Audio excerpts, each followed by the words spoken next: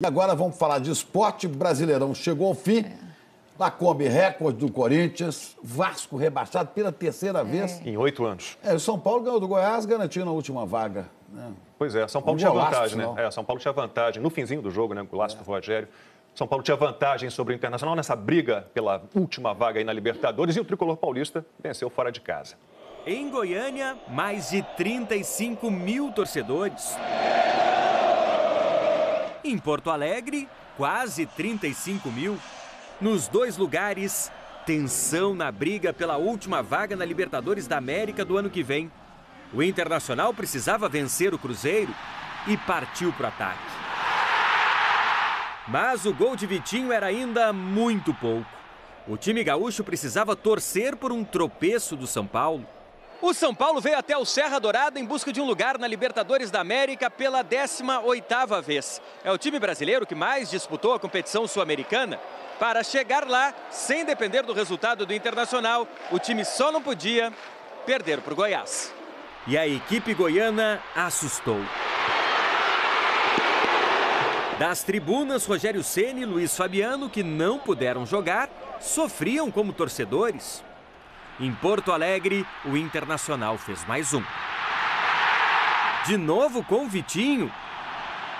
Um gol do Goiás e o São Paulo perderia a vaga. Tensão. Os jogadores já pediam o fim do jogo quando, aos 47 minutos do segundo tempo, Rogério fez o gol do alívio. Levou pra dentro, bateu pro gol! Festa paulista em Goiânia. Decepção em Porto Alegre. E hoje a gente resumiu em fazer o nosso melhor, né? Fazer aquilo que competia a gente, acreditando sempre, defendendo com honra, lógico, que orgulho essa camisa, que o torcedor veio aqui esperando isso. Agora não foi possível. No Serra Dourada, os jogadores do São Paulo se abraçavam. O agora aposentado Rogério Ceni fez questão de comemorar com os jogadores. Difícil, mas conseguimos o que era o propósito que a gente veio aqui, que era levar o time de volta à Libertadores. O quarto lugar no Brasileiro está longe de ser um título, mas ter uma das vagas na Libertadores de 2016 já deixou o final de 2015 bem melhor para o São Paulo. E vamos ver aqui no nosso telão a classificação final do Brasileirão. Olha, Corinthians chegou a 81 pontos, recorde do Campeonato Brasileiro nesse formato, né? 20 clubes, pontos corridos. Atlético Mineiro em segundo, vice-campeão, 69 pontos. Grêmio em terceiro com 68. E, Chico, tem uma diferença entre o segundo e o terceiro e é grana, tem né? Dinheiro, né? O primeiro lugar leva 10 milhões de reais. O segundo... 6 milhões e 300. E o terceiro? 4 milhões e 300. O Atlético levou 2 milhões a mais que o 2 Grêmio. milhões a mais, não é Vale bobagem. muito o vice-campeonato. Vale muito dinheiro. São Paulo, 62 pontos. Última vaga na Libertadores Leva garantida. Pois é. E vaga na Libertadores, que é na pré-Libertadores, né? Antes da fase de grupos. Internacional, quinto. Sport, boa campanha em sexto. O Santos vacilou, né? Abandonou o Brasileirão para se dedicar à Copa do Brasil. Ficou sem a vaga na Libertadores pelos dois. Cruzeiro se recuperou no finzinho do campeonato, aí no segundo turno. Ficou em oitavo, Palmeiras em nono, Atlético Paranaense Palmeiras em está décimo. na Libertadores. Palmeiras campeão da Copa do Brasil, garantido na Libertadores. E aqui, na parte de baixo, Ponte Preta, boa campanha, 11º.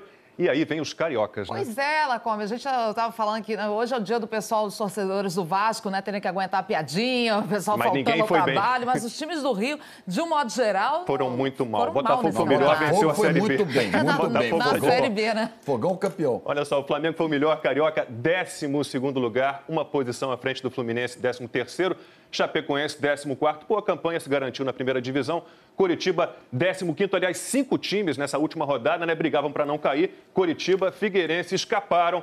Avaí, Vasco e Goiás se juntaram ao Joinville e vão disputar a Série B no ano que vem. Vamos ver então como foi a última rodada para os times que lutavam contra o rebaixamento. Torcedores do Flu comemorando o gol que o Fluminense sofreu. Jogador do Avaí com um olho no campo e outro no celular. E vascaínos chorando. No gramado, na arquibancada, na entrevista coletiva. Eu entreguei a minha vida. Avaí e Figueirense disputavam um clássico a 700 quilômetros de distância um do outro. Quando o Avaí abriu o placar em São Paulo contra o Corinthians, era o Figueira, em Florianópolis, quem estava sendo rebaixado. O gol de Marcão, aquele comemorado pela torcida do Flu, de nada adiantava se o Avaí vencesse. Por isso, quando Wagner Love empatou para o Corinthians, uma outra torcida alvinegra também explodiu. E a torcida do Figueira foi a loucura no Scarpelli. O jogo em Floripa terminou mais cedo, então os jogadores acharam uma TV para secar o rival. No fim, festa do Figueirense. Acho que está todo mundo de parabéns. Foi mais que um título pra gente. A gente é uma questão de honra deixar esse clube na primeira divisão.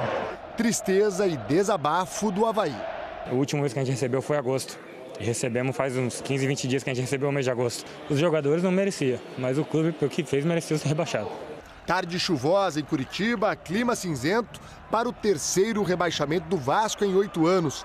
Empate sem gols que livrou o Curitiba e rebaixou o Vasco. É difícil falar alguma coisa e a gente também está muito triste. Principalmente nós, nossa família, a torcida, nós demos de tudo. O Vasco voltou para o Rio de Janeiro já no domingo à noite, logo após a partida contra o Coritiba. Geralmente, quando um time grande cai, os jogadores são recebidos no aeroporto sob protestos da torcida. Mas dessa vez, não tinha ninguém. Talvez por conta da reação que o Vasco teve ainda dentro do campeonato. Uma única derrota nos últimos 15 jogos fez com que o Vasco terminasse o Brasileirão com menos derrotas que os rivais Flamengo e Fluminense, 17-19. O problema foi a falta de vitórias no primeiro turno, apenas 3 em 19 jogos. Essa equipe não merecia isso, merecia um sucesso dentro dessa competição. O insucesso de uns é a alegria de outros. Mas no futebol, quem hoje chora, amanhã poderá estar sorrindo.